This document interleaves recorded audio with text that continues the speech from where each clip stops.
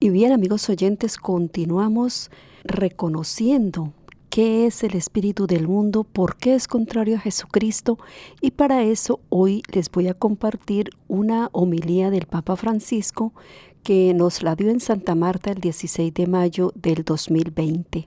Se leyó el Evangelio Juan 15 del 18 al 21, en el que Jesús dice a sus discípulos: si el mundo los aborrece, sepan que a mí me ha aborrecido antes que a ustedes. Si fueran del mundo, el mundo amaría lo suyo, pero porque en cambio no son del mundo, pero yo los elegí del mundo, por eso el mundo los aborrece. Ahora veamos qué nos comenta el Papa Francisco acerca de esto. Dice: Jesús muchas veces habla del mundo, habla del odio contra él y sus discípulos, y reza al Padre para que no se lleve a los discípulos del mundo, sino para que los defienda del espíritu del mundo. El Papa Francisco se preguntó: ¿cuál es el espíritu del mundo? ¿Cuál es esta mundanidad capaz de odiar, de destruir a Jesús y a sus discípulos? Es más que corromperlos y de corromper a la Iglesia. Es una propuesta de vida. Oigan bien, el Papa Francisco nos alerta con que el espíritu del mundo es una propuesta de vida.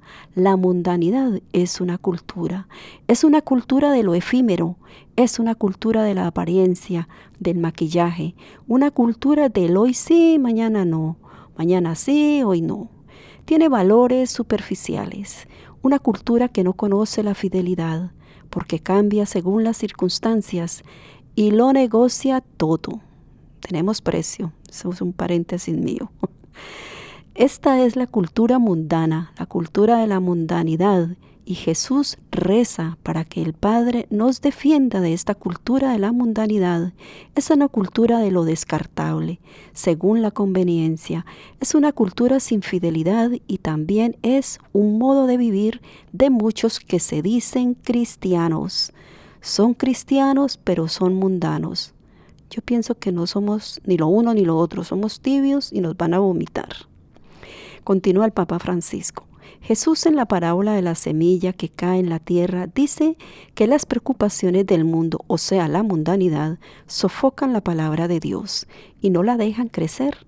El Papa Francisco cita un libro del padre de Lubac en el que se refiere a la mundanidad espiritual, afirmando que es el peor de los males que le puede suceder a la Iglesia.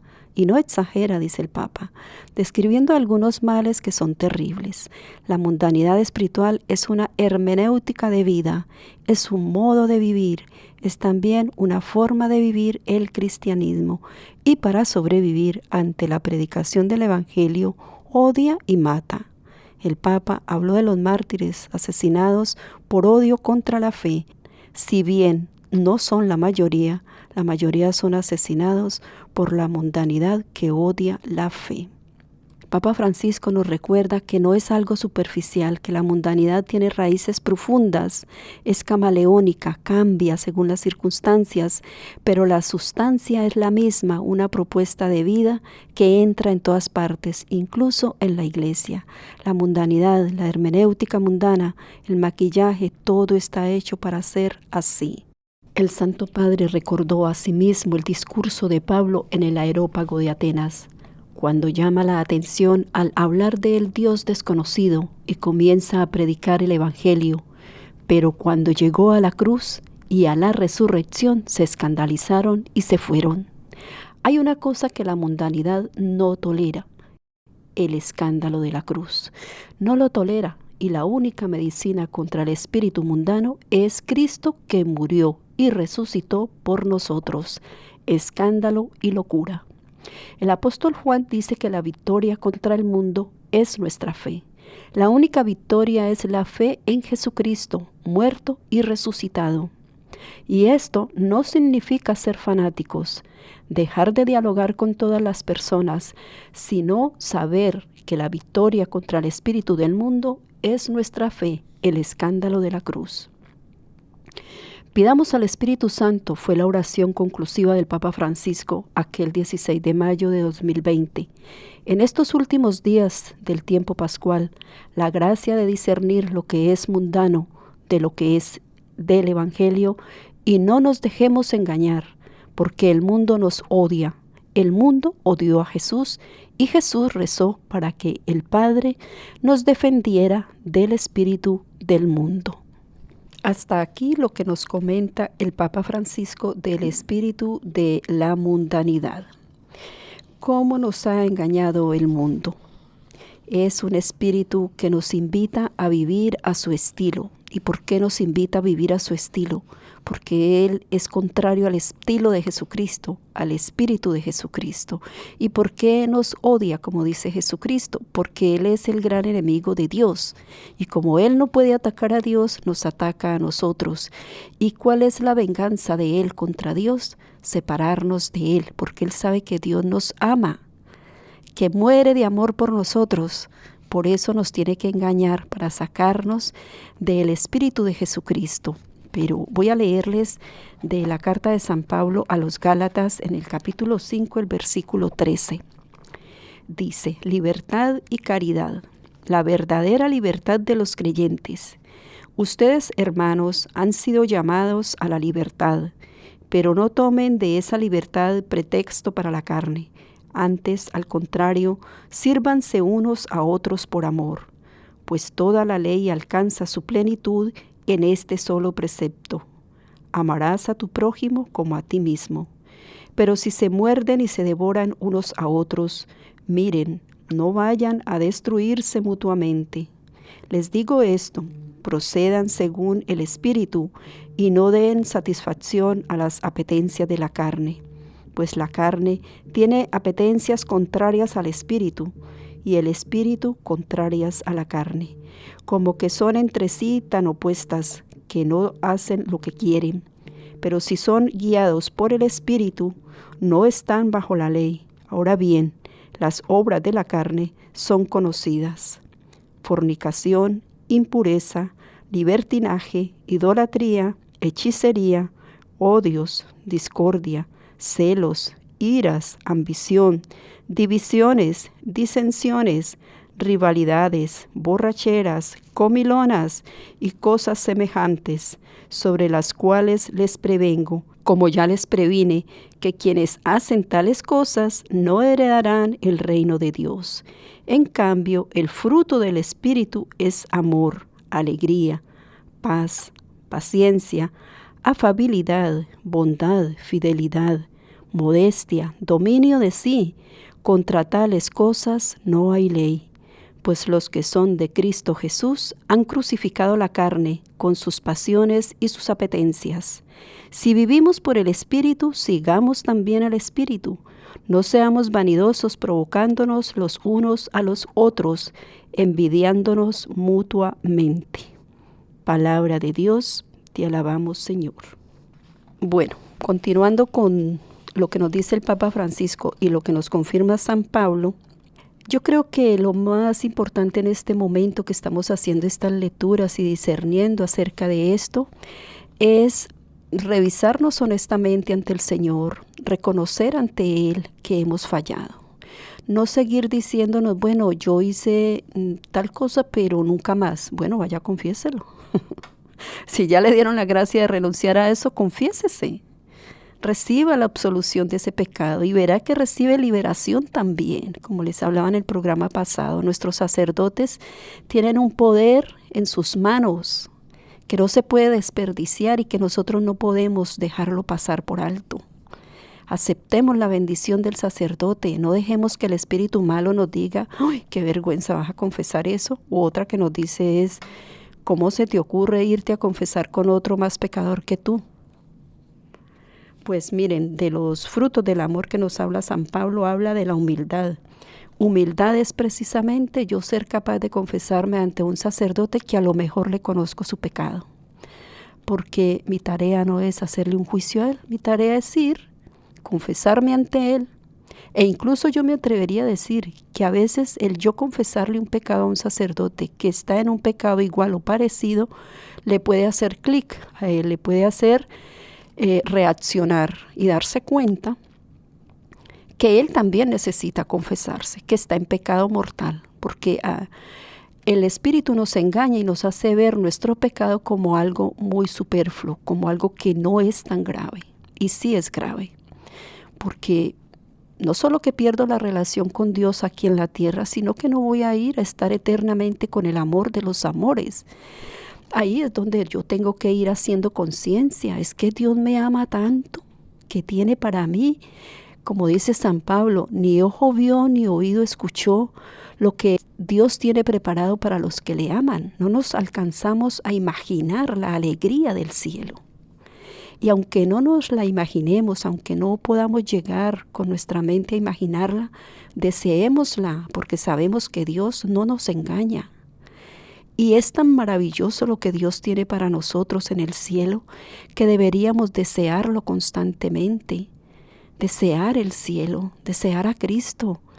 Si tengo que morir a todos estos placeres de la carne, incluso a los placeres lícitos, que ya ese es otro grado del alma. Cuando el alma ya va entrando en una relación más íntima con el Señor, ya se priva de las cosas lícitas, de los placeres lícitos.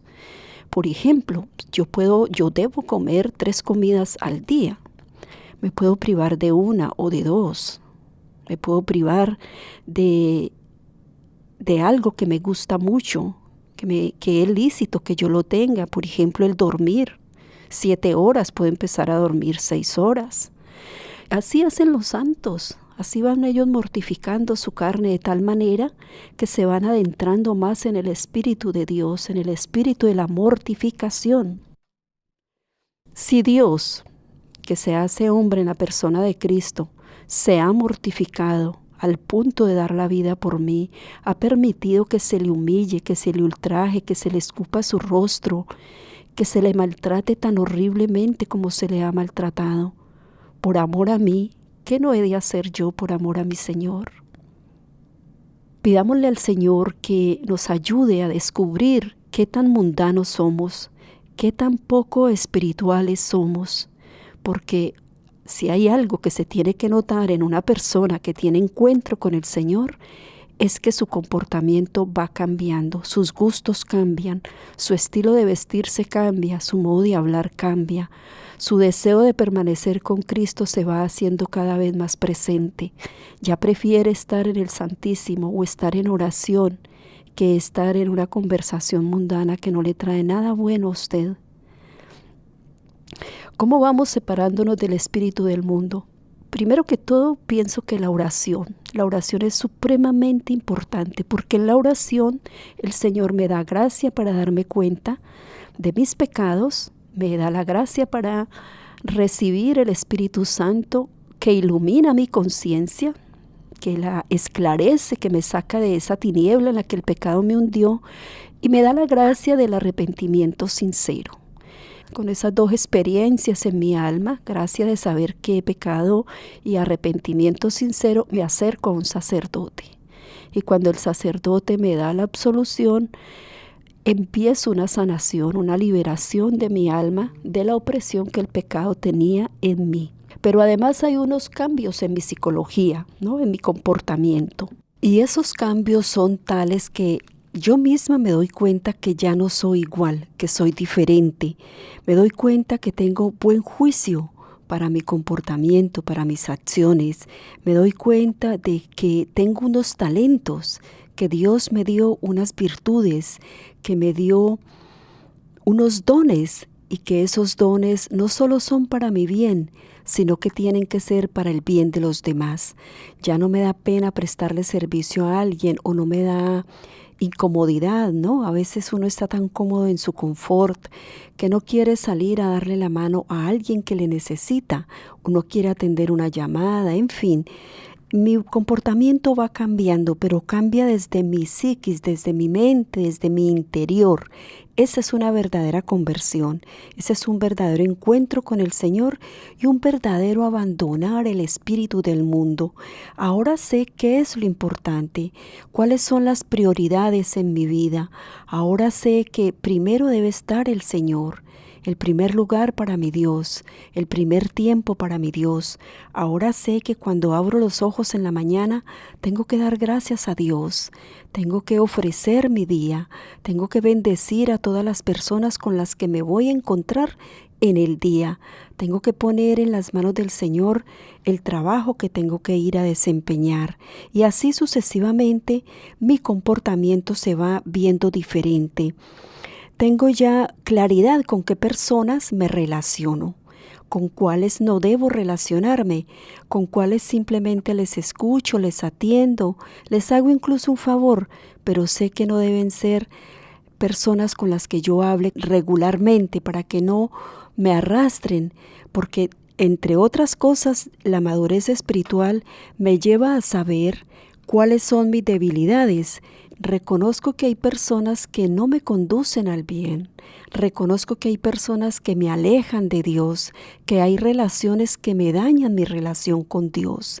Y en esa madurez espiritual, con la ayuda de la gracia de Dios, sabré ir cortando relaciones, sabré irme separando de las personas sin hacerles daño, pero también protegiendo mi alma.